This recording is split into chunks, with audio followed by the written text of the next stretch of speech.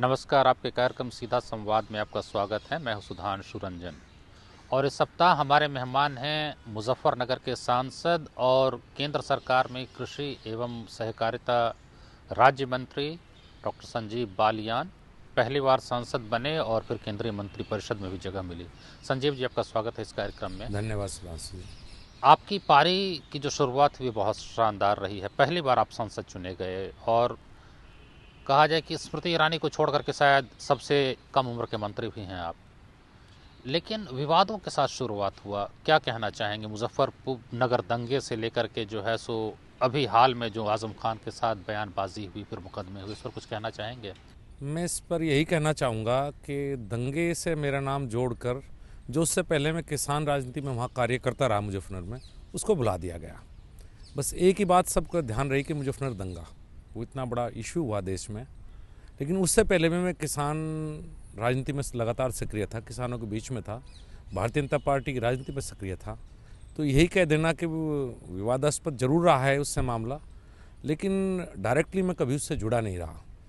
जहाँ तक आपने बात की आजम खान जी की, हाँ ये ज़रूर है कि मैं उन्हें और वो मुझे मुजफ्फरनगर दंगों का जिम्मेदार मानते रहे। और आप उनको मानते हैं? निश्चित रूप से, क्योंकि मुजफ्फरनगर के प्रभारी मंत्री होने के नाते मीडिया के द्वारा भी ये सच सबके सामने आया है कि 27 अगस्त की शाम को, जब दंगे की शुरुआत से भी पहले जो 3 हत्याएं हुई थी 2013 में 2013 में 27 अगस्त को, उस दिन जो 7 अपराधी पकड़े गए थे, जो पुलिस द्वारा छोड़े गए और मुजफ्फरनगर के कप्तान और मुजफ्फरनगर के डीएम का ट्रांसफ़र हुआ, वो आजम खान जी द्वारा कराया गया था। शायद वे अपराधी ना छोड़े जाते और डीएम और एसएसपी का तबादला ना होता तो शायद मुजफ्फरनगर दंगा ना होता। तो इसलिए मैं उन्हें मुजफ्फरनगर दंगों का जिम्मेदार मानता हूँ। लेकिन आप, खैर आपकी पार्टी ने तो इस आपका काफ़ी साथ दिया है कि आपको फंसाया गया है, सब बात है, लेकिन वही कहते हैं, लोग कहते हैं कि वो तो हर व्यक्ति कहता है कि मुझे फंसाया गया। वो अंतिम फैसला तो अदालत का होगा। अब अदालत जो भी फैसला उसमें दे दे, आपके पक्ष में आपके विरोध में जो भी दे दे, लेकिन लोग सामान्य तौर पर कहते तो हैं जब विरोध की सरकार होती है, विपक्षी पार्टी की सरकार होती है, तो ऐसे आरोप सामान्यतः लगाए जाते हैं। जी नहीं, मुजफ्फरनगर दंगों की शुरुआत 7 सितंबर को हुई 2013 और 5 सितंबर 2013 को उत्तर प्रदेश मुजफ्फरनगर में भारतीय जनता पार्टी द्वारा मुजफ्फरनगर बंद का आह्वान किया गया था। उसकी तैयारियों के सिलसिले में मुझे 4 सितंबर 2013 को गिरफ्तार कर लिया गया था और जिस समय मुजफ्फरनगर दंगा हुआ उस समय में 25 दिन मुजफ्फरनगर जेल में पहले से ही बंद था। तो ये कहना, क्या कोई जेल के अंदर बंद व्यक्ति अगर कहीं कोई चीज़ प्रभावित करता है, तो मैं कहूँगा राज्य सरकार की नाकामी होगी। जेल के अंदर बंद व्यक्ति कैसे दंगों में हिस्सेदारी ले सकता है, प्रभावित कर वो सकता है? किस महापंचायत की चर्चा होती है जिसमें कहा जाता है कि आपने भड़काऊ भाषण दिया? पहली पंचायत 27 अगस्त को जब ये हत्याएं हुई और अपराधी छोड़े गए, तो उसके विरोध में 1 सितंबर को पहली पंचायत का आयोजन हुआ था। और अजीब बात यह है कि पंचायत बहुत बड़ी थी, बारिश लगातार हो रही थी, लाखों लोग उस पंचायत में थे, लेकिन एक अजीब बात थी, उस पंचायत में भाषण नहीं हुआ क्योंकि उस पंचायत में व्यवस्था नहीं थी। कोई भी लोग इकट्ठा हुए थे अपने आप, खुद लोग घरों से निकल के आए, ना किसी के द्वारा बुलाए गए थे। मैं भी वहाँ पहुँचने वालों में से एक था, लेकिन मैंने ना तो वहाँ कोई भाषण दिया था, ना किसी ने भी कोई भड़काऊ भाषण दिया। ये तो मुकदमे दर्ज किए गए क्योंकि उससे पहले 31 तारीख को जो वहाँ के मौजूदा सांसद कादिर राणा थे, उन्होंने भड़काऊ भाषण दिया था। तो सरकार की, उत्तर प्रदेश सरकार की एक नीति रही है कि बैलेंस करके चलते हैं वो लोग। तो कादिर राणा के ऊपर मुकदमा लगाने के चक्कर में भारतीय जनता पार्टी का, चूंकि मैं नेता था, इसलिए मेरे ऊपर मुकदमे लगा दिए गए और तैयारियों के दौरान ही मुझे गिरफ्तार कर लिया गया। तो इसलिए दंगों के दौरान पूरा वक्त जब तक दंगे चले, मैं मुजफ्फरनगर जेल में उससे पहले ही बंद था। उनको तो खैर आपने लोकसभा चुनाव में हरा भी दिया और काफ़ी मतलब बड़े अंतर से, भारी अंतर से आपकी जीत भी हुई है। लेकिन ये अभी जो हाल में आपने बयान दिया, जैसे आजम खान के बारे में आपने कहा कि वो टेररिस्ट हैं, आतंकवादी हैं, वो कहते हैं कि राष्ट्रीय स्वयंसेवक जो है वो आतंकवादी संस्था है। अभी आप पर जो है 23 दिसंबर को अमरोहा में जो है प्राथमिकी दर्ज की गई है और उसमें ये कहा गया है कि विभिन्न समुदायों के बीच आप जो है वैमनस्य फैला रहे हैं। ये जो है भारतीय विधान दंड की धारा 153, 504 के तहत दंडनीय है और उसमें काफ़ी जो है सज़ा भी है। क्या आप कहना चाहेंगे, आपने उनको आतंकवादी किस आधार पे कहा? मुझसे सवाल पूछा गया था कि आजम खान राष्ट्रीय स्वयंसेवक संघ को आतंकवादी संगठन बता रहे हैं, आपका क्या कहना है?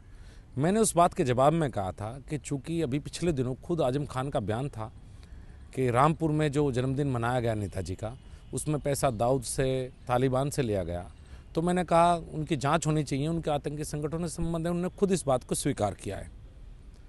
और अगर आजम खान के ऊपर कोई बात कहना, मुझे आज तक ये समझ में नहीं आया कि मुकदमा दर्ज किया गया सांप्रदायिक वेमनस भड़काना। मेरी समझ में नहीं आता आजम खान एक व्यक्ति है या इंस्टीट्यूशन। क्या संजीव बालियान और आजम खान किसी जाति या धर्म विशेष को उनके नाम से जोड़ सकते हैं? मैंने आजम खान के बारे में कहा तो ये तो कह सकते हैं आपने आजम खान के बारे में कहा, मैंने किसी धर्म विशेष के बारे में तो नहीं कहा। नहीं संजीव जी, लेकिन जो मैंने भी सुना था वो आजम खान का जो साक्षात्कार था कि पैसे कहाँ से आए, तो उन्होंने कहा वही तालिबान, दाऊद, अबू सलेम, ये तो कटाक्ष कर रहे थे। वैसे व्यक्तिगत रूप से मैं भी मानता है कि लोकतंत्र में अगर सवाल होता है तो जवाब देना चाहिए, कटाक्ष जो है वो जवाब नहीं है। लेकिन आजम खान ने कटाक्ष के तौर पे ये कहा था, तो इसके आधार पे आतंकवादी बताना या आतंकवादी संगठनों से उनका संबंध जोड़ना तो सही नहीं है ना। देखिए आजम खान जी कटाक्ष में पता नहीं क्या क्या कह जाते हैं, वे कब कटाक्ष कर रहे हैं कब नहीं, उनका शायद ही कोई ऐसा दिन होगा कोई ना कोई कटाक्ष ना आए। वो लगातार पिछले 7 महीनों से मेरे ऊपर भी कटाक्ष करते रहे। नहीं, वो इंटरव्यू जो है वो तो कटाक्षी था। लेकिन राष्ट्रीय स्वयंसेवक संघ को आतंकी संगठन कहना मेरे विचार से कटाक्ष नहीं था। किसको?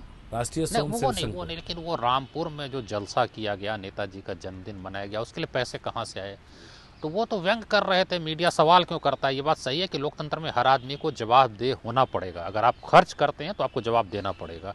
उन्होंने जवाब देने के बदले व्यंग किया, ये गलत है। मैं मानता हूँ बिल्कुल गलत है, कोई भी कहे गलत है। मैंने उसी की जांच की बात कही है कि जांच कर लीजिए, कटाक्ष कर रहे थे, सत्यता कह रहे थे।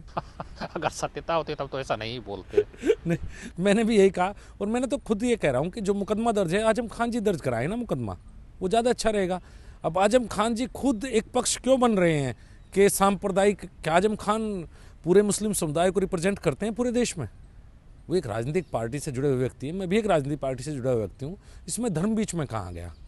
मेरी अगर आजम खान जी से कोई राजनीतिक प्रतिद्वंदता या लड़ाई है तो उसमें धर्म बीच में कहाँ गया?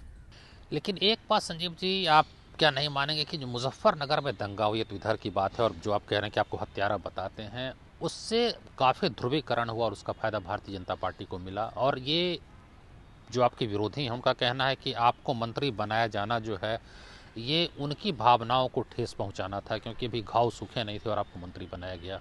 मैंने पहले ही कहा है कि ज़्यादातर बातें दिल्ली तक आ नहीं पाती। जब मैं दंगों से पहले जेल में बंद था तो दंगों में भूमिका नहीं हो सकती, पहली बात तो ये स्पष्ट है। और अगर 16 लाख वोटों में से मेरी लोकसभा क्षेत्र में 5.5 लाख मुस्लिम वोट हैं और मैं 4 लाख से ऊपर वोटों से जीतता हूँ, तो कहीं ना कहीं आप ये नहीं कह सकते कि एक तरफ से इसलिए हुआ है। मुझे लगता है कुछ मुस्लिम वोट भी मुझे ज़रूर मिले। अब ये हो सकता है, ये तो कहना बड़ा मुश्किल है, लेकिन ध्रुवीकरण से ऐसा कभी कभी होता है कि आप बड़े अंतर से जीत जाएं। देखिए ध्रुवीकरण अगर ध्रुवीकरण होना था तो दंगा मुजफ्फरनगर में हुआ। उत्तर प्रदेश में भारतीय जनता पार्टी और सहयोगी संगठन द्वारा जो 73 सीटें जीती गई और सभी बड़े बड़े अंतरों से थी। सिर्फ मुजफ्फरनगर की बात कहना, क्योंकि लोग बदलाव चाहते थे। लेकिन उसमें एक भी मुसलमान नहीं जीता ना, आपकी पार्टी से एक भी मुसलमान लोकसभा में नहीं पहुंच पाए पूरे 282 में, सिर्फ 73 की बात नहीं है। नहीं, निश्चित रूप से जब कोई लड़ नहीं रहा था उत्तर प्रदेश में तो पहुंचता भी कैसे, ये आपकी बात ठीक है। लेकिन लोगों में पिछली बार अगर आप याद करें तो युवाओं में बदलाव की बात थी देश में। भ्रष्टाचार के ऊपर फोकस ज़्यादा था, न कि सांप्रदायिक या धर्म के ऊपर। अच्छा, लोग विकास चाहते थे। संजीव जी ठीक है, आपका जो भी हो, मैं व्यक्तिगत रूप से कुछ नहीं कहूँगा, लेकिन जब इसी तरह के आरोप दूसरे दल के नेताओं पे लगते हैं तो आप लोग कहते हैं उनको सरकार में लेना गलत था, पार्टी की ओर से टिकट दिया जाना गलत था। वो भी मामला अदालत के समक्ष विचाराधीन होता है, लेकिन उसमें आपकी पार्टी वो नहीं कहती है। वो कहती है कि नहीं, चूंकि उन पे ये आरोप तय हो चुके अदालत से, वो अभियुक्त है, इसलिए उसको मंत्री बनाया जाना, टिकट दिया जाना गलत है। देखिए, अगर जब मुझे गिरफ्तार किया गया उस समय आप खुद देखिए एक बात को, आज तक तो आरोप तय मेरे ऊपर कोई नहीं हुआ है। मुझे गिरफ्तार किया गया भारतीय जनता पार्टी को बंद को विफल करने के लिए, और दंगे भी उस समय नहीं थे। बाद में मेरे ऊपर धाराएं जोड़ी गई। कुछ केसेज आपको दिखाई दे जाते हैं कि ये राजनीतिक भेदभाव के कारण हो रहा है। अब जो मेरे ऊपर मुकदमा दर्ज किया गया, क्या आजम खान एक व्यक्ति हैं, वो व्यक्ति कहने के आजम खान के बारे में कुछ कहने से सांप्रदायिक भावनाएं भड़कती हैं? तो इस बात को आप सोच सकते हैं कि आज समाजवादी पार्टी की वहाँ सरकार, इसलिए मुकदमे दर्ज उन्होंने कराए हैं। शायद अगर समाजवादी पार्टी की सरकार ना होती, भारतीय जनता पार्टी की सरकार होती, तो मुकदमे दर्ज ना होते। तो ये मुकदमे मेरे ऊपर जो भी मुकदमे पॉलिटिकल मुकदमे हैं, न कि किसी करप्शन के किसी और आपराधिक मामले कहीं से कहीं नहीं है। संजीव जी, मैं यही कह रहा हूँ कि जब अन्य दलों के नेताओं पे इस तरह के मुकदमे दर्ज होते हैं या आरोप लगते हैं तो ये भारतीय जनता पार्टी आम तौर पे कहती है कि चूंकि वो अभियुक्त है इसलिए उसको टिकट नहीं मिलना चाहिए था, उसको सरकार में नहीं लिया जाना चाहिए था। ये आप लोगों का पक्ष रहा है? अभियुक्त किस चीज़ में है भी देखना पड़ेगा, क्या किसी अपराधी है वो या किसी भ्रष्टाचार के उसमें लिप्त है। मेरे ऊपर कभी का ऐसा मामला नहीं रहा। मेरे ऊपर एक मुकदमा जो लगाया गया, मात्र जीवन में एक ही मुकदमा मेरे ऊपर लगाया गया था। वो मुकदमा वही था जो आप कह रहे हैं कि सांप्रदायिक भावना भड़काने वाला भाषण मैंने दिया, और जिसका कोई प्रूफ कभी किसी पे ना पहले था, जैसे आप कह रहे हैं भड़काने का अब भी कोई प्रूफ नहीं है। इस तरह से अगर आप इस तरह से बातें करेंगे तो पूरे प्रदेश में जो विरोधी दलों की सरकारें होंगी किसी पे कोई भी मुकदमा एक लगा सकते हैं और उसका राजनीतिक जीवन समाप्त कर सकते हैं। बहुत छोटी सी बात है, और समाजवादी पार्टी की सरकार जैसी सरकारों के लिए तो ये बहुत ही आसान बात है, वो किसी के ऊपर भी कहीं भी मुकदमा दर्ज करा सकते हैं। अभी क्या स्थिति है मुजफ्फरनगर में? क्योंकि ये कहा जाता है कि वो बड़ा सांप्रदायिक सौहार्द के लिए जाना जाता था, और चरण सिंह जो जाट के सबसे बड़े नेता माने जाते हैं, कहते हैं उनकी तो कॉन्स्टिट्यूंसी यही थी, जाट थे जिनके साथ मुसलमान थे, लेकिन उस दंगे के बाद जो सांप्रदायिक सौहार्द था वो पूरी तरह खत्म हो गया। निश्चित रूप से एक बहुत बड़ी साजिश थी। 7 तारीख को जब दंगों की शुरुआत हुई और पंचायत से लौटते हुए लोगों के ऊपर हमला हुआ, कभी कोई आज तक ये नहीं बता पाया कि AK-47 राइफल्स कहाँ से आई। 10-10 हज़ार लोगों की भीड़ को जो घेरा गया वे लोग कौन थे, हथियार इतने बड़े स्तर पर कहाँ से आए? आपकी क्या सूचना है? मेरी सूचना ये है कि कहीं ना कहीं इनमें कुछ लोग और इन्वॉल्व थे जिन्होंने इसको दंगे को प्रायोजित किया। कौन थे वो लोग? ये तो सरकार और जांच बता पाएगी। किसी के ऊपर इस तरह से कोई भी आरोप लगाना न उचित है, न मेरी तरफ से कहना है। लेकिन आप देखिए जोली, पुरबालियान, बसी, जिस तरफ पंचायत से लौटते हुए लोग, दंगों की शुरुआत पंचायत से लौटते हुए लोगों को हमला होने से हुई। अगर आप देखेंगे 10 हज़ार लोगों की भीड़ को चारों तरफ से घेरना और हथियारों से AK-47 और कार्बाइन जैसे हथियारों से जो पुलिस ने बरामद भी किए उनके कारतूस, और आज तक उस पर कोई जांच आगे नहीं बढ़ी। एक अजीब बात देखिए कि किसी ने जानने की कोशिश नहीं की कि वे हथियार आए कहाँ से थे। कोई हथियार बरामद नहीं हुआ, सिर्फ गोलियों के कारतूस बरामद हुए हैं। लेकिन अब तो केंद्र में आपकी सरकार है, आप जांच करा सकते हैं। नहीं, यही मैं कहना चाहता हूँ। बार बार हम केंद्र में हमने लगातार मांग कर रहे हैं कि प्रदेश सरकार इस मामले, देखिए उत्तर प्रदेश मुजफ्फरनगर के प्रभारी आजम खान थे दंगों से पहले। आजम खान का नाम बार बार दंगों में आया, मीडिया द्वारा आया, स्टिंग ऑपरेशंस हैं मीडिया के द्वारा, जिसमें अधिकारियों ने बताया कि आजम खान के दबाव में तबादले हुए, आजम खान के कहने से अपराधी छोड़े गए। उसके बाद एक जांच आयोग बनाया जाता है, वो प्रदेश सरकार द्वारा। एक SIT बनाई जाती है दंगों की जांच के लिए, वही प्रदेश सरकार द्वारा। और आज भी आजम खान मुजफ्फरनगर के प्रभारी मंत्री हैं, कहीं ना कहीं वो जांच को प्रभावित करते हैं। सरकार के पास तो काफी व्यापक अधिकार है, CBI से जांच करा सकती है केंद्र सरकार, अदालत में अपना पक्ष रख सकती है कि हम राज्य सरकार की जांच से संतुष्ट नहीं है, निष्पक्ष जांच हो, न्यायिक कोई आयोग बने या सुप्रीम कोर्ट कोई SIT बना दे, तो केंद्र सरकार अपना पक्ष रख सकती है। देखिए मैं आपको बहुत स्पष्ट बताऊं, आपको पता होना, सबको पता लगना चाहिए आपके माध्यम से कि जब तक प्रदेश सरकार CBI जांच की संस्तुति नहीं करती, केंद्र सरकार सीधे तौर पे किसी चीज अदालत या अदालत करे, या तो अदालत करे या प्रदेश सरकार करे। मुजफ्फरनगर दंगों के मामले में अदालत ने नहीं की। अदालत ने ये जरूर कहा, मुझे बड़ा आश्चर्य हुआ था उस दिन सुनकर, कि उत्तर प्रदेश सरकार दंगों के पीछे दोषी है। ये अदालत का व्यू था, सुप्रीम कोर्ट का बयान था। लेकिन उसके बावजूद अदालत ने CBI जांच के आदेश नहीं दिए, और प्रदेश सरकार ने भी कभी CBI जांच की सिफारिश नहीं की। हम तो लगातार पिछले 1 साल से मांग कर रहे हैं कि मुजफ्फरनगर दंगों की जांच CBI द्वारा, जो हजारों लोग, तो असफलता है ही, अगर कोई दंगा हो जाए तो निश्चित रूप से असफलता है, इसमें तो कोई दो राय है ही नहीं। लेकिन एक मांग पार्टी कर सकती है। मैंने लगातार मांग की है पिछले 1 साल जब से दंगा हुआ है। पूरी भारतीय जनता पार्टी की मांग रही है कि इन दंगों की जांच CBI से होनी चाहिए, क्योंकि व्यक्तिगत रूप से मैं जानता हूं कि मुजफ्फरनगर की जेलें भरी पड़ी हैं निर्दोष लोगों के। इतने भारी फर्जी मुकदमे बहुत बड़ी मात्रा में दर्ज कराए गए, चाहे वो रेप के मुकदमे हों, चाहे हत्याओं के मुकदमे हों। फर्जी लोगों को बहुत फंसाया गया।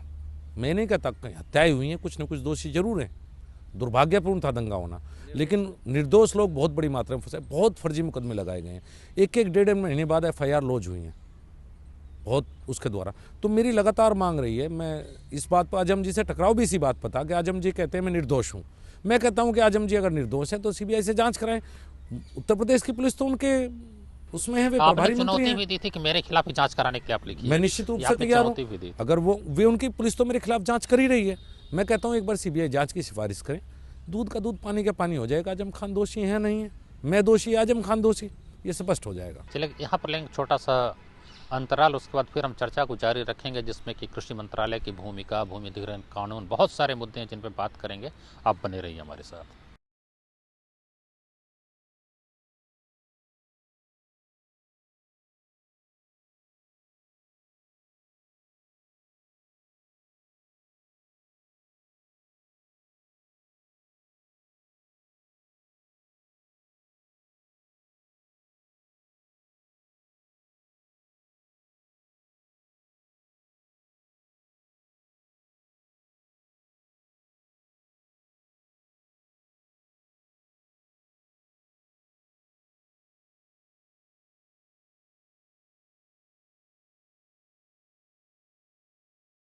अंतराल के बाद फिर से आपका स्वागत है इस कार्यक्रम में। हम चर्चा कर रहे हैं केंद्र में कृषि राज्य मंत्री संजीव बालियान से। संजीव जी, ये बताएं कि अभी जो भूमि अधिग्रहण कानून में संशोधन के लिए अध्यादेश जारी किया गया है, इससे किसानों के बीच काफ़ी जो है सो असंतोष है। काफ़ी किसान संगठन जो है उन्होंने धमकी दी है कि आंदोलन करेंगे। आप एक किसान भी हैं, आपका पूरा जो है पूरी पृष्ठभूमि कृषि की है और किसान की है। आपका क्या मानना है, क्योंकि ये संतोष काफ़ी व्यापक नज़र आ रहा है। आपकी बात बिल्कुल ठीक है। कुछ किसान संगठनों ने बात कही है, शायद हम अपनी बात को किसानों तक सीधी नहीं पहुंचा पाए। हमारा मकसद था भूमि अधिग्रहण कानून में बदलाव करने का कि विकास ना रुके, चाहे पीपीपी मोड पर जो परियोजनाएं हैं या सरकार द्वारा जो परियोजनाएं हैं। देखिए, सरकारी कुछ परियोजनाओं के लिए और सामाजिक कार्यों के लिए भूमि का अधिग्रहण होगा। पहले हाईवेज हों, चाहे कोई सरकारी योजनाएं, पहले भी हुआ है, और अगर बिल्कुल बंद हो जाएगा तो विकास रुक जाएगा। वो तो पहले जो संशोधित कानून 2013 में बना, उसमें तो ऐसे ही 13 विषय ऐसे रखे गए जिनके लिए आपको सहमति की ज़रूरत नहीं है। वो सारी प्रक्रियाएं जो हैं वो सरल हैं, उसमें कोई दिक्कत नहीं है। आपने ये कर दिया कि उनको उनसे और भी बहुत ज़्यादा उसमें विषय जोड़ दिए। देखिए, उसके साथ साथ अगर आप पीपीपी मोड की परियोजनाएं उसमें नहीं शामिल थी। आज आप देख रहे हैं कि सरकार बहुत से काम सीधे नहीं करती। पब्लिक प्राइवेट पार्टनरशिप के द्वारा बहुत सी सरकारी योजनाएं चलती हैं। आप हाईवेज देखिए, ज़्यादातर हाईवेज जो आपको आज बनते मिलेंगे पीपीपी मोड पर मिलेंगे। बहुत से ऐसे प्लांट्स हैं, चाहे वो आपके बिजली से जुड़े हुए हैं या आधारभूत परियोजनाएं हैं, जो सरकार पब्लिक और प्राइवेट पार्टनरशिप के द्वारा चलाए जाते हैं। इसमें मुख्य रूप से वो जोड़ा गया है कि उनके लिए भी जमीन की उपलब्धता बनाई जा सके। ये कानून जो है 2013 में जो बना, वो 1 जनवरी 2014 से लागू हुआ। कई राज्यों में लागू ही नहीं हो पाया, क्योंकि वहाँ की विधानसभाओं को उसके लिए नियम बनाने थे, वो नियम नहीं बन पाए। तो इतने कम समय में उसका आकलन कर पाना तो बड़ा मुश्किल है ना, कि उस कानून से क्या क्या अड़चनें सामने आई हैं। ये आकलन तो अभी हुआ नहीं। उसको अध्यादेश के जरिए करना, क्योंकि अध्यादेश माना जाता है कि एक आपातकालीन स्थिति में जहां सरकार के पास कोई उपाय नहीं है और कोई न कोई कदम उठाना, कानून बनाना ज़रूरी है, तो अध्यादेश जारी किया। इसके लिए अध्यादेश जारी करना कितना उचित है? देखिए, आप याद कीजिए कि 15 दिन राज्यसभा करीब करीब नहीं चली। वो बात सही है। लाने की बहुत से जो अध्यादेश लाए गए हैं, उनको सरकार की इच्छा थी कि वो संसद के द्वारा ही आए, लेकिन जब विपक्ष ने संसद नहीं चलने दी तो सरकार को मजबूरी में अध्यादेश लाने पड़े। और मैं आपके माध्यम से एक बात बताना चाहता हूँ कि इसमें किसानों का ज़बरदस्ती जो भूमि अधिग्रहण, किसानों का रोष किस बात पे था? आप देखिए, कहीं भी किसानों का रोष था कि रियल एस्टेट को सरकार द्वारा अधिग्रहण करके ज़मीन दी गई। सबसे बड़ा मुख्य मुद्दा, चाहे भट्टा पारसोल से लेकर चाहे हरियाणा कहीं भी देख लीजिए आप, सबसे बड़ा किसानों का था कि सरकार सस्ते दाम पर किसानों की ज़मीन लेकर। आप नोएडा का उदाहरण देख लीजिए, गुड़गांव का देखिए, सरकारों ने अधिग्रहण किया बहुत कम कीमत पे और प्राइवेट बिल्डर्स को बड़ी कीमत पर दिया। कम से कम इस सरकार में वो नहीं होगा। किसानों की शिकायत हमेशा उसी बात को लेकर रही है। कभी भी आप देखिए, जो ये परियोजनाएं हैं सरकारी स्तर पर बढ़ रही, उनके लिए किसानों ने कभी भी ज़मीन देने से इनकार नहीं किया, क्योंकि किसान खुद जानता है कि बिजली परियोजना हो, सड़क हो, ये विकास देश के लिए ज़रूरी है। जो किसानों का एक वो था, हमें किसानों के पास समझानी है कि भाई अगर इतने साल तक उस ज़मीन का इस्तेमाल नहीं होता अधिग्रहण के बाद, तो भी आप अफसरों से कोई सवाल नहीं करेंगे, वो ज़मीन किसानों को वापस नहीं। पहले तो इस कानून में व्यवस्था की गई थी ना कि फिर अफसरों की भूमिका पर भी सवाल उठेगा, फिर ज़मीन उसको वापस दी जाएगी। आपने वो भी शर्त हटा दी। नहीं, शर्त वो इस तरह से हटाई नहीं गई है। वो शर्त में थोड़ा बदलाव इसलिए कि कुछ परियोजनाएं ऐसी जो 5 वर्ष में पूरी नहीं हो सकती। आप ये देखिए, बहुत सी परियोजनाएं 10 साल 12 साल लगते हैं। काम तो शुरू होगा। काम निश्चित रूप से शुरू होगा। पूरा न होना एक बात है, शुरू काम ही ना निश्चित हो। नहीं, काम शुरू होगा निश्चित रूप से। ऐसा नहीं है उसमें सिर्फ 5 साल में ये था कि 5 साल बाद वापस चली जाएगी। काम शुरू होने के बाद ऐसा बिल्कुल नहीं है। और ये किसानों को विश्वास रखना चाहिए सरकार के ऊपर कि जबरदस्ती किसानों का भूमि का अधिग्रहण किसी निजी व्यक्तिगत लाभ के लिए नहीं किया जाएगा किसी भी कीमत पर। नहीं, लेकिन ये जो है आप कह रहे हैं, ये भूमि अधिग्रहण मामला तो राज्यसभा के सामने, राज्यसभा में तो जो है बीमा सेक्टर में जो है विदेशी पूंजी निवेश 49% बढ़ाने का मामला है या कोयला आवंटन का मामला है, ये तो मामला आया भी नहीं था, इसलिए इसको लेकर के नहीं, ये बिल्कुल, मैं तो आपको सब अध्यादेश के ऊपर बात की थी, ये नहीं आया था निश्चित रूप से, आगे आ जाएगा। संसद में तो एक न एक दिन जाना है, ऐसी बात नहीं है कि संसद से भागने वाली कोई बात नहीं है, लेकिन ये जरूर है निश्चित रूप से कि जिस किसानों को हमें बात समझानी है कि भूमि का जबरदस्ती अधिग्रहण निजी स्वार्थ के लिए नहीं होगा, निश्चित रूप से सिर्फ होगा तो विकास कार्य के लिए होगा। मतलब आप मानते हैं कि संशोधन सही है? निश्चित रूप से। लेकिन ये भी मानते हैं कि किसानों तक आप अपना संदेश अपनी बात हम नहीं पहुंचा पाए हैं अभी तक, वो बात आपके माध्यम से जाएगी, जब किसानों से बातचीत होगी जब जाएगी। अभी थोड़े दिन बाद हम कृषि मंत्रालय में विभिन्न किसान संगठनों की मीटिंग बुला रहे हैं, हो सकता है उसके द्वारा हम उसके माध्यम से भी बात कहें। लगातार किसानों तक हमें बात अपनी पहुँचानी है। और अपने मंत्रालय के बारे में कुछ बताएं। वैसे तो कृषि राज्य का विषय है, तो केंद्र के पास कितना काम बच जाता है? नहीं, केंद्र के पास कुछ लक्ष्य, प्रधानमंत्री ने कुछ सोच, एक दिशा दी थी कृषि मंत्रालय को, वो दिशा दी थी। सबसे बड़ी बात थी, इस अगर आप देखेंगे इस बजट से 2-3 चीज़ें क्लियर कट आई थी आज तक। एक तो कृषि शिक्षा एवं अनुसंधान, उस पर प्रधानमंत्री का विशेष जोर है। पहली बार शायद किसी बजट में 4 एग्रीकल्चर यूनिवर्सिटीज़ और 2 IRI की स्थापना की घोषणा बजट में हुई थी। हाँ, वो तो ठीक है, शिक्षा के क्षेत्र में आप कुछ कर सकते हैं, लेकिन बाकी तो आप सलाह ही दे सकते हैं राज्यों को। नहीं, उसके अलावा भी जो हम सलाह के साथ हम लगातार, जैसे आप देखिए सोयल हेल्थ कार्ड प्रधानमंत्री का प्रिय विषय है कि आज तक देश में इतने वर्ष आज़ादी के बाद उन्होंने गुजरात में भी किया था ना, बिल्कुल। तो राज्य सरकार खुद ही कर सकती है। राज्य सरकार से अलग हटके भी राज्य सरकार की मदद के लिए एक विशेष योजना शुरू गई, एक विशेष योजना सोयल हेल्थ कार्ड। अगले 3 वर्ष में केंद्र सरकार का लक्ष्य है प्रदेश सरकार के साथ मिलकर कि हमारे देश में जो 14 करोड़ किसान हैं, हर किसान को सोयल हेल्थ कार्ड मिले। जिस तरह से हर व्यक्ति का एक हेल्थ कार्ड होता है, उस तरह से हर किसान को अपनी ज़मीन का सोयल हेल्थ कार्ड मिले और वो हर 3 साल में रिन्यू हो। अभी आप देखेंगे कहीं ज़मीन किसी तरह की, किसान को ये भी नहीं पता कि उसे कौन सा खाद डालना है। दूसरी परियोजना जो मुख्यमंत्री प्रधानमंत्री जी का विशेष वो रहा है, प्रधानमंत्री सिंचाई योजना, हर खेत को पानी पहुँचे। तो ये 2-3 विषय जो हैं प्रधानमंत्री के, उसी दिशा में कृषि मंत्रालय आगे बढ़ रहा है प्रदेश सरकार के साथ मिलकर। और किसानों की जो शिकायत होती है कि पैसे बिचौलिए खा जाते हैं, लेकिन फिर वो मंत्रालय बदल जाएगा, वो खाद्य मंत्रालय के तहत आ जाएगा। लेकिन चूंकि एक आपकी पृष्ठभूमि किसानों की रही, इसलिए मैं आपसे ये सवाल पूछता हूँ, और आप केंद्रीय मंत्रिपरिषद में हैं, कि किसानों को आमतौर पर ये शिकायत रहती है कि उनको उनकी मेहनत का, उनकी लागत का जो है उचित मूल्य नहीं मिल पाता है। ये किसानों की शिकायत बिल्कुल जायज़ है और शिकायत से हम लगातार जूझते रहे किसानों के बीच। इसके APMC एक्ट में जब तक संशोधन पूरे देश में नहीं होगा, अभी हमारी सरकार आने के बाद पिछले 7 महीनों में 12 प्रदेश सरकारों ने इसमें संशोधन का प्रस्ताव कर दिया है केंद्र सरकार की सलाह पर, लेकिन अभी बाकी प्रदेश सरकारें बची हुई हैं।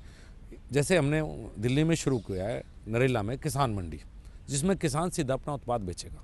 अब तक ज़्यादातर प्रदेशों में किसान को अपना उत्पाद बेचने के लिए मंडी में ले जाना आवश्यक है, उसमें उसको मंडी टैक्स देना होता है और वहाँ बिचौलिया उसको घेर लेते हैं।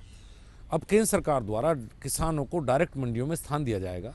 APMC एक्ट को समाप्त करने की सब प्रदेश सरकारों से हमारी लगातार गुजारिश है। चूँकि प्रदेश का विषय आप ठीक कहते हैं, लेकिन हम फोर्स नहीं कर सकते, लेकिन लगातार अनुरोध है कि किसान को डायरेक्ट अपनी जो भी वो अपना पैदा करता है उनको बेचने की अनुमति दी जाए डायरेक्ट मंडियों में, किसान मंडी बनाई जाए हैं प्रदेश में। और चलते चलते एक सवाल कि इस सरकार में राज्य मंत्रियों को कितनी स्वायत्तता है, कितना काम मिलता है? आमतौर पर ये शिकायतें राज्य मंत्रियों की रहती हैं कि जो कैबिनेट मंत्री उनको काम ही नहीं देते हैं। ये मेरा सौभाग्य है मैं नरेंद्र मोदी जैसे प्रधानमंत्री के नेतृत्व में काम कर रहा हूँ और मुझे नहीं लगता इस सरकार में शिकायत है। ये शिकायत तो हो सकती है कि काम ज़्यादा करना पड़ रहा है, ये शायद किसी को शिकायत नहीं हो सकती कि उसको काम नहीं मिल रहा। राधा मोहन जी मेरे कैबिनेट मंत्री हैं, हम साथ मिलकर काम करते हैं, ऐसी आज तक कोई समस्या मेरे सामने नहीं आई। मैं ये तो शिकायत करता हूँ कई बार उनसे कि काम ज़्यादा है। चलिए, अच्छी बात है, क्योंकि कई सरकार में, इस सरकार की बात नहीं कर रहा, उसके पहले भी जो सरकारें रही हैं, आमतौर पर राज्य मंत्री जो थे वो निजी बातचीत पे इस तरह की शिकायतें करते थे, सार्वजनिक रूप से तो नहीं, लेकिन निजी बातचीत में इस तरह की शिकायतें करते थे। प्रधानमंत्री जी ने विशेष ध्यान है इस बात पे कि राज्य मंत्रियों से भी लगातार मिलते हैं। महीने में एक मंत्रिपरिषद की बैठक जरूर होती है जिसके माध्यम से सीधे राज्य मंत्रियों से मिलते हैं, तो ऐसी सरकार में शिकायत नहीं। तो चलिए, अब ये उम्मीद करें कि आपके मंत्रालय का जो कामकाज है उसमें काफ़ी प्रगति देखने को मिलेगी। और दूसरा जो पहला सवाल था वो कि सांप्रदायिक सौहार्द बढ़ेगा, ये भी कामना की जाए। निश्चित रूप से मेरा प्रयास रहेगा कि मुजफ्फरनगर में मैं लगातार प्रयास कर रहा हूँ कि जो लोग अपना घर छोड़ कर गए थे वो वापस अपने गांव में आए। इसमें भी प्रदेश सरकार ने एक मुआवजा जब दिया था तो एक कंडीशन लगाई कि जो 5 लाख जो अपना गांव छोड़कर आए हैं विस्थापित, उनको 5 लाख रुपए दिए गए इस शर्त पे कि अपने गांव वापस नहीं जाएंगे। उनसे एफिडेविट लिए गए। मैं प्रदेश सरकार से पिछले 7 महीने से लगातार अनुरोध करता आ रहा हूँ कि एफिडेविट वापस लिया जाए। जो लोग वापस अपने घर जाना चाहते हैं, जिनको मुआवजा मिला, मुआवजा भी दे दिया जाए और उनको अपने घर वापस जाने की अनुमति दी जाए, जिससे सांप्रदायिक स्वाद बन सके। और मेरा प्रयास जारी है इस मामले में। चलिए संजीव जी, बहुत धन्यवाद, आपने दूरदर्शन को समय दिया। ये थे डॉक्टर संजीव बालियान, केंद्र में कृषि और सहकारिता राज्य मंत्री। आप अपनी प्रतिक्रिया में भेजें sudhanshu@hotmail.com और हमारा पता है सीधा संवाद, कमरा संख्या 511, टावर बी, दूरदर्शन भवन, कोपरनिकस मार्ग, नई दिल्ली 11000। नमस्कार।